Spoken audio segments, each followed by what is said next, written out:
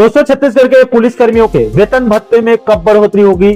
इसी महत्वपूर्ण और गंभीर मुद्दे के बारे में हम इस वीडियो के अंदर विस्तार पूर्वक समझने वाले हैं कि आखिर प्रदेश के पुलिस कर्मियों की क्या क्या समस्याएं हैं, क्या क्या उनकी मांगे हैं। इसलिए दोस्तों, राज्य के हजारों पुलिस कर्मियों के जरूरी मैटर को बारीकी से समझने के लिए आप इस वीडियो को अंत तक जरूर देखिए। नमस्कार दोस्तों, मैं हूं आपका दोस्त लोकेश साहू और आप देख रहे हैं लोकेश साहू यूट्यूब चैनल। आप सभी दर्शकों का हमारे इस यूट्यूब परिवार में बहुत बहुत स्वागत है।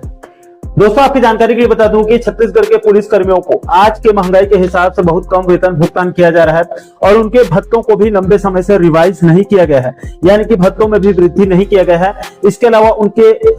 उनको साप्ताहिक अवकाश का भी सही से लाभ नहीं मिल पाता है, जिससे इन सभी समस्याओं की वजह से राज्य के पुलिस कर्मचारी प्रदेश की सुरक्षा तो कर रहे हैं, लेकिन अपना और अपने परिवार का आर्थिक, मानसिक और सामाजिक स्तर पर सुरक्षा नहीं कर पा रहे हैं। उनका परिवार आर्थिक तंगी से जूझ रहा है। दोस्तों, इन्हीं सभी मुद्दों को संज्ञान में लेकर सरायपाली विधानसभा क्षेत्र के विधायक चातुरी नंद जी ने 2 बार विधानसभा में इस मुद्दे को उठा चुकी हैं, जिसके बाद इसको संज्ञान में लेकर गृह मंत्री विजय शर्मा जी ने पुलिस कर्मियों के वेतन और भत्तों में वृद्धि करने के लिए एक कमेटी गठन करने का ऐलान कर दिया था। अब दोस्तों, पुलिस कर्मियों के वेतन भत्तों को समझने के लिए 5 सदस्यीय एक कमेटी का गठन किया गया था, जिसमें सभी चीजों का अच्छे से परीक्षण करने के बाद कमेटी ने बीते साल जुलाई 2025 में सरकार को अपना प्रतिवेदन यानी कि रिपोर्ट को सौंप दिया है। दोस्तों, कमेटी ने अपने रिपोर्ट में सरकार को यह सुझाव दिया है कि छत्तीसगढ़ के पुलिस कर्मियों को पौष्टिक आहार भत्ता, वर्दी धुलाई भत्ता, राइफल भत्ता, राशन भत्ता, निश्चित यात्रा भत्ता, वाहन भत्ता और वर्दी भत्ता दिया जाता है। उसमें राशन भत्ता को छोड़कर बाकी के सभी भत्तों को बंद करके उनके स्थान पर विशेष पुलिस रिस्पॉन्स अलाउंसेस के रूप में एक मुश्त 5,000 रुपए प्रति महीने पुलिस कर्मियों को, जिसमें आरक्षक से लेकर निरीक्षक स्तर तक के सभी संवर्ग के पुलिस कर्मियों को भुगतान करने की सिफारिश किया गया था। अब दोस्तों, उम्मीद जताई जा रही थी कि इसको गृह मंत्रालय स्वीकार करके जल्द इसको हरी झंडी दे सकता है, लेकिन रिपोर्ट सार्वजनिक किए लगभग साल भर होने वाले हैं। अभी तक इस पर गृह मंत्रालय और गृह मंत्री विजय शर्मा जी की तरफ से कोई भी ठोस कदम नहीं उठाए गए हैं। दोस्तों, इस संबंध में मैंने पता लगाया तो सूत्रों के हवाले से एक जानकारी मिली कि कमेटी की रिपोर्ट गृह मंत्रालय में गृह मंत्री के पास पेंडिंग पड़ा हुआ है। अगर गृह मंत्री विजय शर्मा आज हरी झंडी दे दे तो कल आदेश जारी हो जाएगा, लेकिन इस पर गृह मंत्री कुंडली मार के बैठा हुआ है। दोस्तों, इस मुद्दे को लेकर आज वीडियो बनाने से पहले संयुक्त पुलिस कर्मचारी और पुलिस परिवार कल्याण संघ के अध्यक्ष उज्जवल दीवान जी से फोन के माध्यम से मेरी बात हुई, तो उन्होंने बताया कि इसी मुद्दे को जानने के लिए और लिखित में जानकारी चाहने के लिए उन्होंने पुलिस मुख्यालय में जन सूचना अधिकार और सहायक पुलिस महानिरीक्षक पुलिस मुख्यालय में बीते महीने 27 मार्च 2026 को एक सूचना का अधिकार यानी कि RTI लगाकर पूछा था कि प्रदेश के आरक्षक से लेकर निरीक्षक स्तर तक के पुलिस कर्मियों के एक मुश्त प्रति महीने 5,000 रुपए भत्ते में वृद्धि होने वाली थी, उसका आदेश कब तक जारी होगा, वो प्रोसेस कहां तक पहुंचा हुआ है।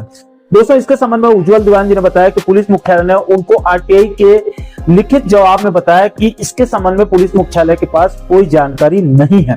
दोस्तों, इसका मतलब साफ है कि मेरे सूत्र ने जो पहले ही बताया था कि पुलिस कर्मियों का 5,000 रुपए भत्ता वृद्धि वाला रिपोर्ट गृह मंत्रालय में गृह मंत्री के पास पेंडिंग हुआ है।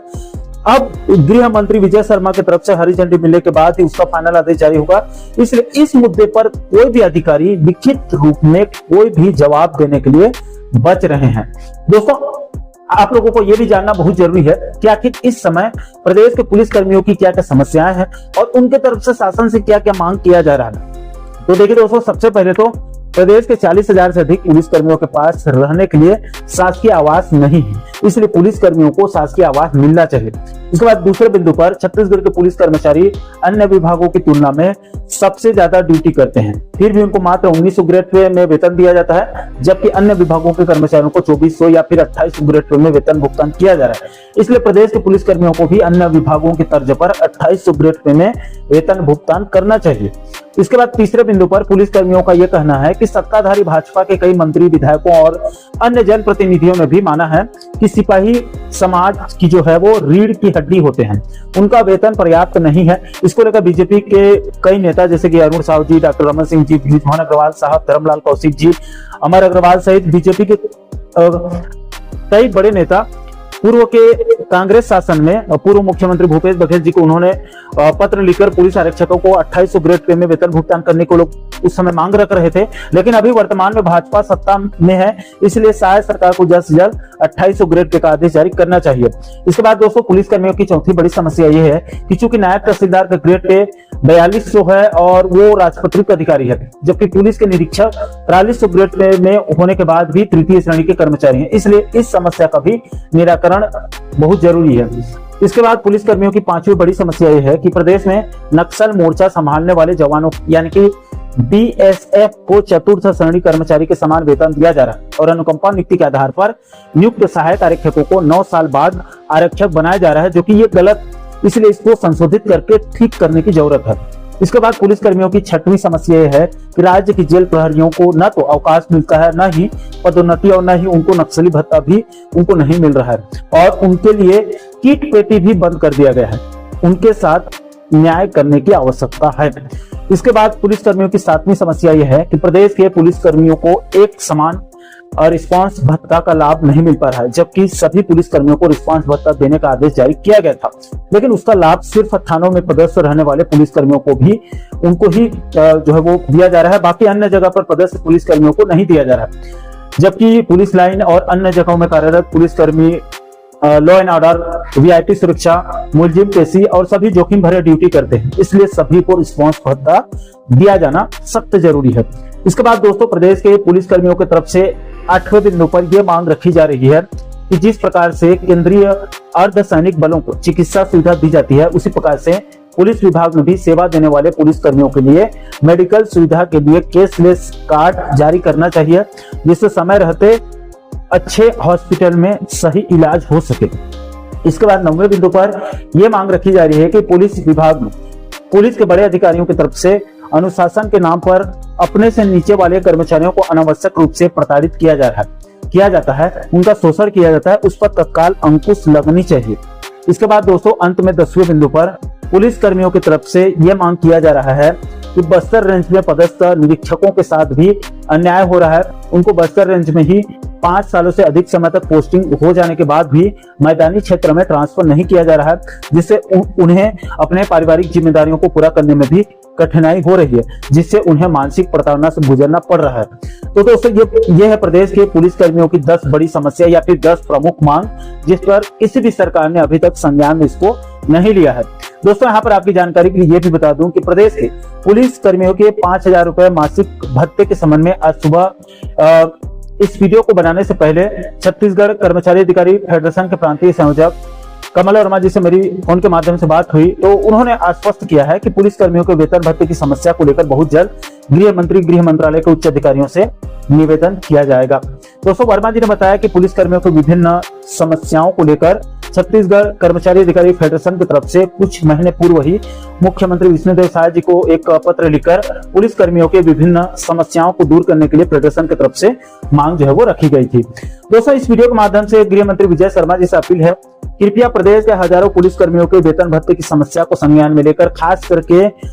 कमेटी की तरफ से जो 5000 रुपए मासिक भत्ते के संबंध में जो रिपोर्ट सौंपी गई है,